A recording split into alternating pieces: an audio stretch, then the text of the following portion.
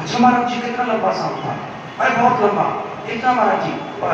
बस लगभग ये जो अपनी थाली पड़ी है यहाँ से वो पापड़ वाली थाली तक लंबी। माता को याद आ गया, अच्छा पापड़ की थाली, हाँ वो तो पीछे पड़ी हुई है। और तुरंत पापड़ देकर लो लो बाबा जी पापड़ भी लो। मतलब युक्तियां होती हैं। अब सीधा खाना है, वो कहा कि सांप इतना लंबा, यहाँ से लेकर वो दूर पड़ी पापड़ की थाली लंबा। तो संकल्प कभी कभी ऐसा होता है, डायरेक्ट बात कहने की बजाय इनडायरेक्ट जो है जीव को समझाया जाता है। और हमारी कथाएं परोक्ष रूप से बड़ा गहरा ज्ञान छुपाए रहते हैं। लेकिन तब तक ये समझ नहीं आती जब तक दो आंखें नहीं खुलती। दो आंखें कौन सी है हमारी? एक सत्संग और विवेक। जिसके पास सत्संग और विवेक नहीं है उसे शास्त्र कहते हैं अंधा। वो जीव अंधा है जिसके पास सत्संग और विवेक नहीं है। ये दो आंखें हैं। और सत्संग क्या है? जो आपको ज्ञान युक्त वार्ता मिल रही है, ये सत्संग है। सत्य का संग करना, और शास्त्र की सभी बातें सत्य है। सत्य का संग करना ये सत्संग है। सत्य का संग कब कर पाते हैं आप? जब विवेक होता है। विवेक का मतलब क्या है? विवेक बुद्धि का वो स्तर, बुद्धि का वो लेवल, बुद्धि की वो अवस्था, बुद्धि की वो सिचुएशन, बुद्धि का वो हालात, वो क्रियाकलाप, जब वो सत्संग की सुनी बात को प्रैक्टिकल करना शुरू करते हैं, वो है विवेक।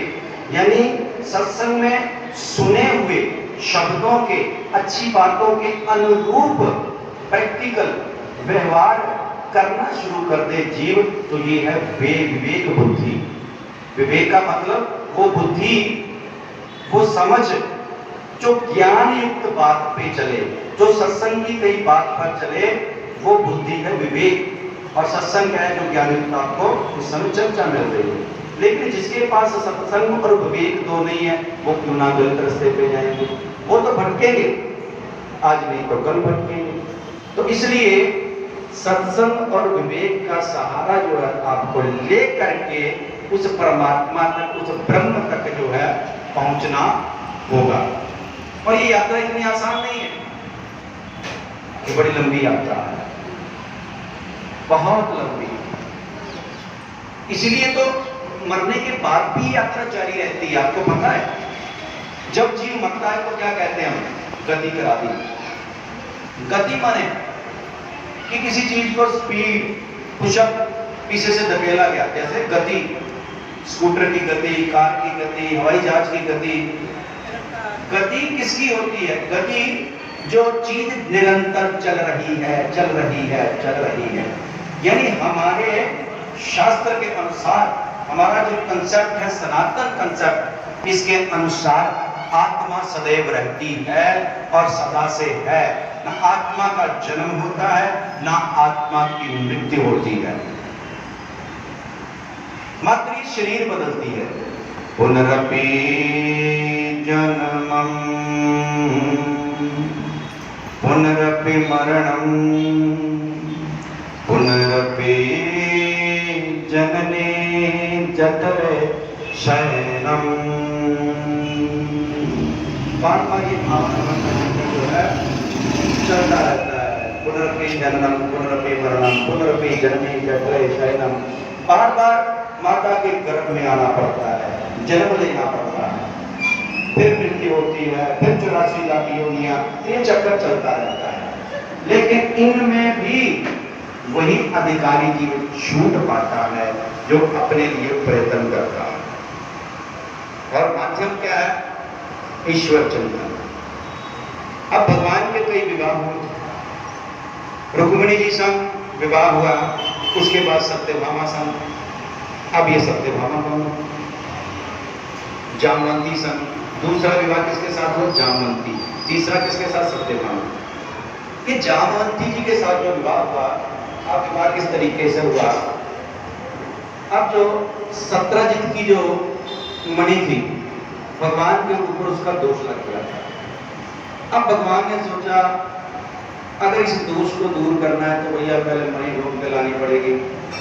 तो भगवान जंगल में जब मणि ढूंढने के लिए जाते हैं तो एक जगह पे वह मनुष्य के बाद शेर के पैरों के निशान देखते हैं।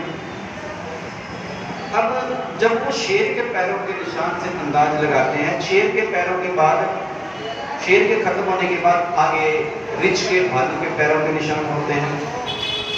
अब रिछ भालू के पैरों के निशान जो होते हैं कोई गुफा के अंदर जा रहे हैं, तो प्रभु उस गुफा में प्रवेश करते हैं।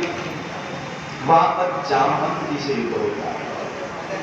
जामवंत जी के साथ कई दिन युद्ध चलता है।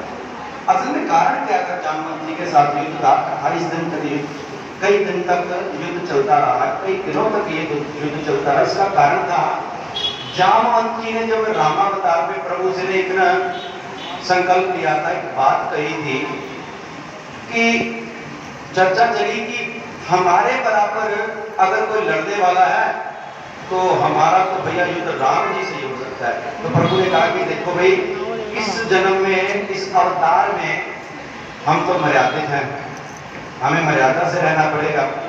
लेकिन जब कृष्ण अवतार होगा, क्योंकि भक्त और स्वामी का युद्ध अच्छा नहीं लगेगा ना, और राम जी तो मर्यादा पुरुष है। तो उन्होंने कहा कि देखो, हम जब कृष्ण अवतार लेंगे तो जामवंत जी तब युद्ध होगा। तब आपस में उनका मल्ल युद्ध शुरू हो गया। अब बहुत भयंकर मल्ल युद्ध हुआ। उस मल्ल युद्ध में जामवंत जी सोचे कि मुझसे बलशाली भगवान राम के अलावा कोई नहीं हो सकता। तो हाथ जोड़ लिए, प्रभु सत्य बताइए, आप नहीं मेरे प्रभु राम तो नहीं। श्री कृष्ण ने कहा कि बड़ी देर लगा दी भाई पहचानने में, तो बस प्रभु मुझे आपका वही सुंदर स्वरूप का दर्शन। तो भगवान श्री कृष्ण ने जामवंत जी को यहाँ पर बड़ा सुंदर स्वरूप के दर्शन करवाए।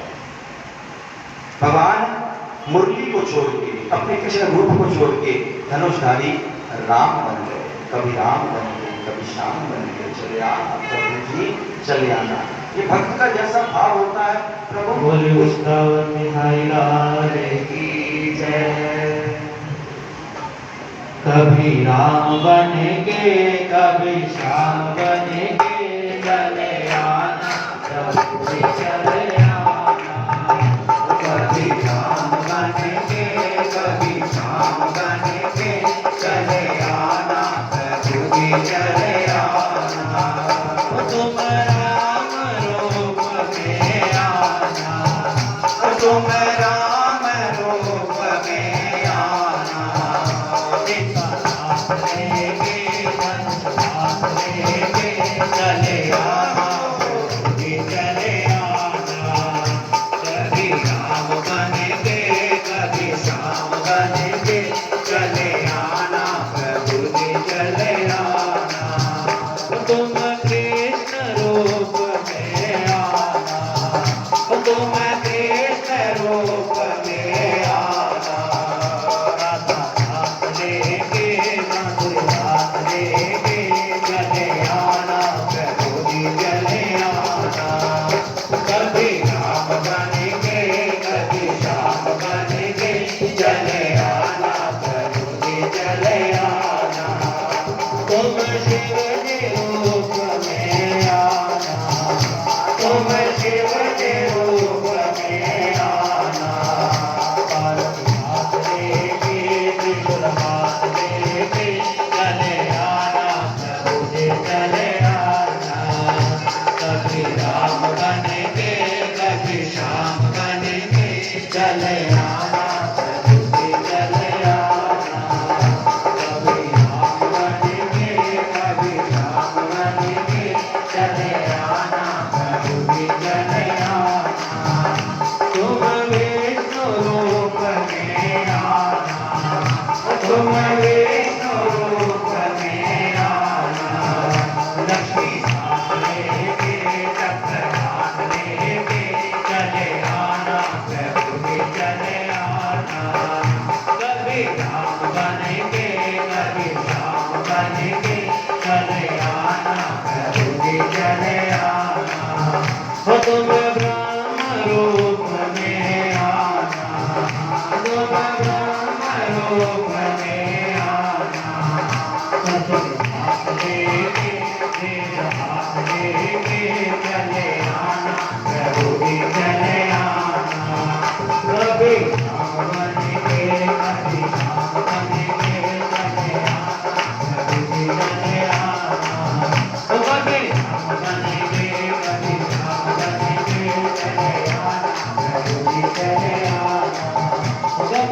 राम बन के कभी श्याम बन के चले आना, चले आना।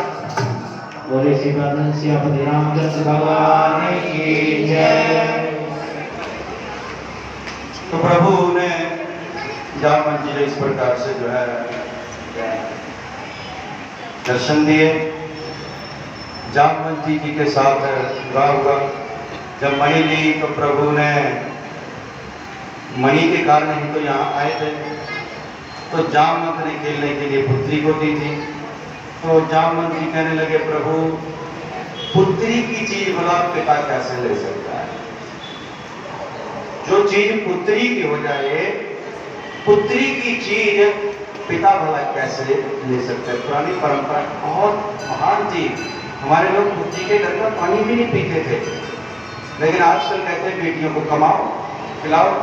कई तो ऐसे भी हैं कि बेटियों की कमाई के चक्कर में ना उनकी शादी भी नहीं होती। सच्चाई बात है। चल 2 साल ठहर के करेंगे, 4 साल ठहर के करेंगे, हर बात की सच्चाई है।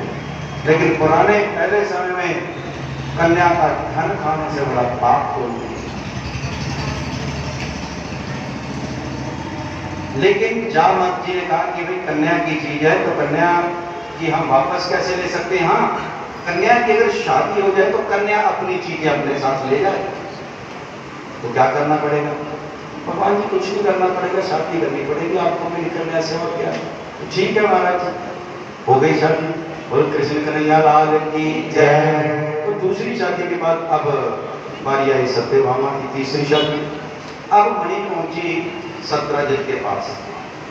अब सत्यजित सोचे जब कि झूठा दोष मैंने भगवान पे लगाया, अब क्या किया जाए?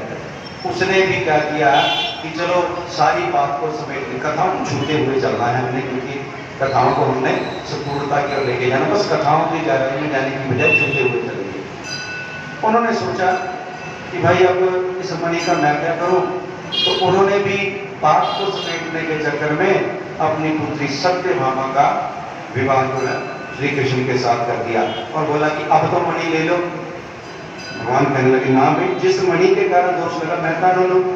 तो ठीक है, अगर तुम्हारी इच्छा है तो समझो हमने ली, लेकिन रखोगे तुम, इसकी रोज पूजा करो, जप करो, पाठ करो। और इससे जो सोना निकले, 8 बार सोना रोज निकलता था पूजा करने से उस मणि से, वो सोना जो है ना तुम राजकोष में जमा करवाते हैं। अब ये राजकोष में सोना जमा करवाने का मतलब आप समझते हैं? टैक्स। हर व्यक्ति जिसके पास जितनी आमदन होती थी वो उस हिसाब से टैक्स देता था। ये कर देने की परंपराएं आपने देखी ना, कंस भी कर ले रहा है। तो बड़े सभी राजा यानी जो सरकारें हैं ये हमारे टैक्स के ऊपर, कर के ऊपर चलती है। और आपको पता है सबसे ज्यादा टैक्स कौन देते हैं? सुपर टैक्स पेयर होते हैं लोग, जो बड़े इंडस्ट्रियल होते हैं ना, वो कहीं गुना ज्यादा टैक्स देते हैं। और हम अक्सर कभी कभी गालियां निकालते रहते हैं बड़े लोगों को। आपकी बात होती है, आपकी जो गली बन रही है ना, आपकी सड़क बन रही है, आपके मोहल्ले में लाइट लग रही है, ये कहीं ना कहीं वो कहीं जो व्यापारी लोग होते हैं ना, व्यापारी वर्ग, उसका बड़ा योगदान होता है। ये सरकारें बड़ी बड़ी हम गालियां निकालते रहते हैं, अंबानी को, अडानी को, किसी को, हमारी रिश्तेदारी नहीं है उनसे। वैसे बता रहे हैं, कोई भी सरकार आएगी ना मौके की, उस सरकार का इंडस्ट्रियल से अच्छा रिलेशन अपने आप ही बन जाता है। कोई भी सरकार आएगी उसको जो है व्यापारी वर्ग उसको टैक्स देता ही है। इसलिए एक बात ये भी सोचो कि कर की परंपरा हमारे पुराने समय की है। अगर देश का उत्थान करना है तो कर, टैक्स, इनकम टैक्स जो है हर एक को देना चाहिए। बड़े बड़े चोर बैठे हुए हैं, ईमानदारी का लबादा हुए थे, ईमानदारी का कपड़ा पहन के कि हाँ ये हम बड़े ईमानदार हैं। तो क्या टैक्स चोरी चोरी नहीं है? सामने से कुछ चोरी कर लेते हैं, उसे ही चोरी मानते हैं। क्या ये जो टैक्स चोरी की जाती है ये चोरी नहीं? इसके बाद श्रम चोरी भी है हमारे समाज में। हमने किसी से पैसा ले लिया, कोई मजदूर है, ये मत सोचो कि बड़ा आदमी ऐसा कर रहा है, छोटा भी ऐसा कर रहा है। छोटे का मतलब आप जाति पाति समझ लो, छोटे का मतलब जो हल्का फुल्का काम कर रहा है। हल्का फुल्का काम यानी जो 200-400 500 रुपए 600 रुपए बेचारा दिहाड़ी ले रहा है व्यक्ति, लेकिन वो करता क्या है? मालिक सामने है तो काम करेगा, लेकिन मालिक नहीं है तो कोनों में छुपता फिरता है। कि बैठ जाओ, सांस ले लो, मैं थोड़ी। मालिक आ गए, जल्दी जल्दी उठो, फिर हाथ चलाना, फिर हाथ तेजी से चलेगा। अब जब काम करवाने वाला जो अपने ऊपर का मालिक है ना, जब वो चले जाएंगे फिर ऐसे, तो क्या ये चोरी नहीं? पैसा पूरा ले रहे हैं, क्या ये चोरी नहीं?